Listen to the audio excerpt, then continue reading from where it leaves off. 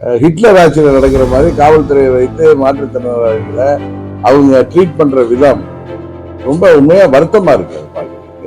அரசாங்கம் மாற வேண்டும், இல்லாட்டி மக்களுக்கு தகுந்த தீர்ப்பை வழங்குவாங்க.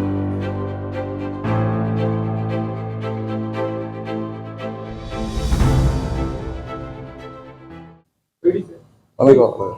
அம்மாவுடைய 76வது பிறந்த நாள்னால இன்னைக்கு தேனியில அம்மாவுடைய புரட்சி தலைவருடைய தொகுதியில அந்த ஆண்டிப்பட்டியில எங்க பிறந்த நாள் சிறப்பு பொதுக்கூட்டம் இருக்கு.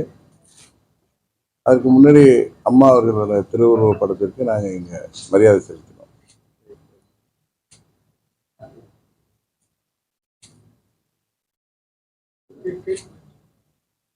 பிரதமர் மதுரைக்கு இருக்காரு, கூட்டணி குறித்து ஏதோ பேசுவாங்க, நேரில் பார்த்து இல்ல, நானே தொலைக்காட்சியில தான் சரி எல்லாம் பார்த்தேன். அது மாதிரி இருந்தா நானே சொல்றேன். பட்ஜெட் தாக்கலா இருக்கு. இதுதான் இந்த தேர்தல் எப்படி சட்டமன்ற பொது தேர்தலுக்கு முன்னாடி இன்றைய முதலமைச்சர் திரு ஸ்டாலின் எப்படி தேர்தல் அறிக்கைங்கிற பேர்ல பல்வேறு ஏமாற்று திட்டங்களை அறிவித்து ஆட்சிக்கு வந்தாரோ, அதுபோல இப்ப பாராளுமன்ற தேர்தல் வர்றதுனால அவர் உறுதியாக செய்ய முடியாத திட்டங்களை அறிவிச்சிருக்காரு மக்களை ஏமாற்றுவதற்கு. அதான் ஒரே வரியில சொல்லணும்னா அதான் இது மக்களை அவர் சொன்ன மாதிரி தமிழ் கனவுங்கிறத தாண்டி திரு ஸ்டாலின் அவர்களின் பகல் கனவா தான் அந்த பட்ஜெட். சட்டமன்ற கூட்டத்தில் எதிர்கட்சியாக அதிமுக கட்சியினரும் வந்து ஒரு ஜோக்கராகவே பார்த்து திமுக பதில் சொல்றாங்க. தொடர்ந்து இப்ப அந்த திரிசா மேட்டர் ஓடிட்டு இருக்கு. அதாவது எதிர்கட்சியில உள்ளவங்க ஜோக்கரா பிஹேவ் பண்ணா அதில் சட்டமன்ற உறுப்பினராக உள்ளவங்க, முன்னாள் அமைச்சர்களாக உள்ளவங்க எல்லாம் எப்படி காமெடியன் மாதிரி பேசுறாங்க. அதனால அவங்க ஜோக்கராக தான் ட்ரீட் பண்ணுவாங்க. இன்னொன்று, அந்த ராஜுங்கிறவரெல்லாம் சொல்ற மேட்டர்லாம் அது தனிப்பட்ட காழ்ப்புணர்ச்சியில் சொல்றாரு. இப்படி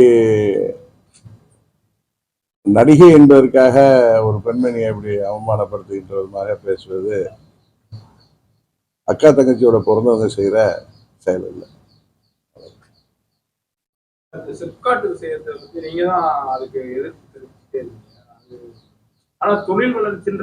இல்ல, தொழில் வளர்ச்சிங்கிறது முக்கியம்.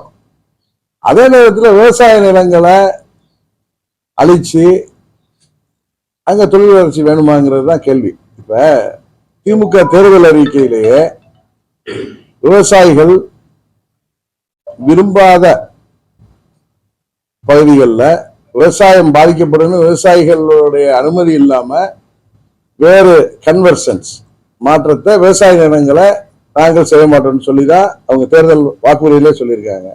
அப்படி இருக்கிறப்ப அவங்க அந்த விவசாயிகள்லாம் எதுக்கு போராடுறாங்க? அவங்க விளைநிலங்கள் அழிக்கப்படக்கூடாது. தரிசா கிடக்கிற நிலங்கள்ல எத்தனையோ இடங்கள் இருக்கு, எல்லா மாவட்டத்திலையும் சிப்காட் வந்துச்சு. இப்ப நம்ம ஹைவேலயே பாத்தீங்கன்னா ஆசனூர்கிட்ட சிப்காட் இருக்கு, யாரும் அதை எதிர்க்கல. ஏன்னா அது தரிசான இடம். வறண்ட பகுதிகளில் ஆரம்பிச்சா விவசாயம் பாதிக்காத பகுதிகளை சுற்றுச்சூழலை பாதிக்காம அமைக்கணுங்கிறது தானே விவசாயிகள் மாத்திரம் எல்லோருடைய கோரிக்கை. இந்த ஆட்சியாளர்கள் தேர்தல் வாக்குறுதியிலே சொல்லியிருக்காங்க.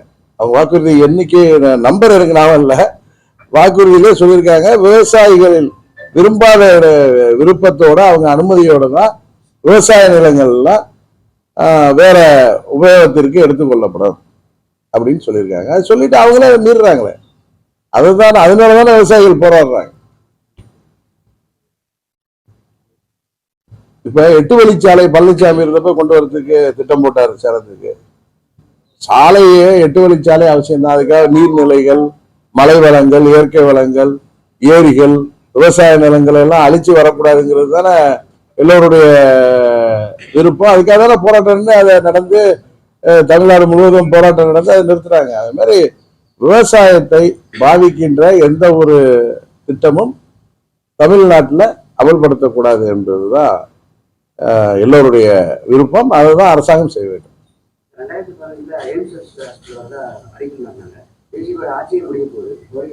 அது நீங்க பிஜேபியை சேர்ந்தவங்களை தான் நீங்க கேட்கணும்.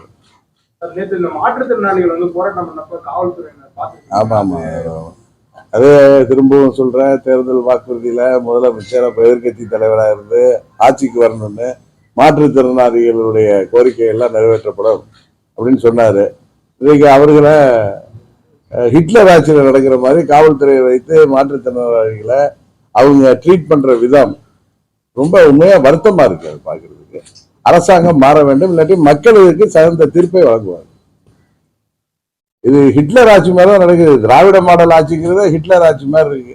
இப்படிதான் உங்களுக்கு தெரியும். என்ன பல ஆண்டுகளாக நூற்றாண்டுகளாக போராடி வேலை நேரத்தை 8 மணி நேரமாக உலகம் முழுவதும் போராடி பல உயிர்கள் நீத்து புரட்சிகள் நடந்துதான் 8 மணி நேரமா தொழிலாளருக்கு வேலை நேரம் ஒதுக்கப்பட்டதை 12 மணி நேரமா உயர்த்தணும்னு சொன்னப்ப நம்ம எல்லாம் சொன்ன ஹிட்லர் மாதிரி இருக்காருன்னு விட்ரா பண்ணிக்கிட்டாரு.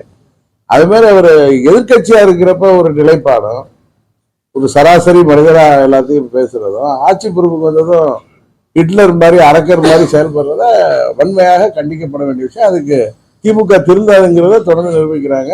என்னதான் கூட்டணி அமைச்சாலும் இந்த பாராளுமன்ற தேர்தலில் பாருங்க, அவர்கள் கூட்டணிக்கு தமிழ்நாட்டு மக்கள் தகுந்த பாடம் போயிடுவாங்க. சரி, நன்றி.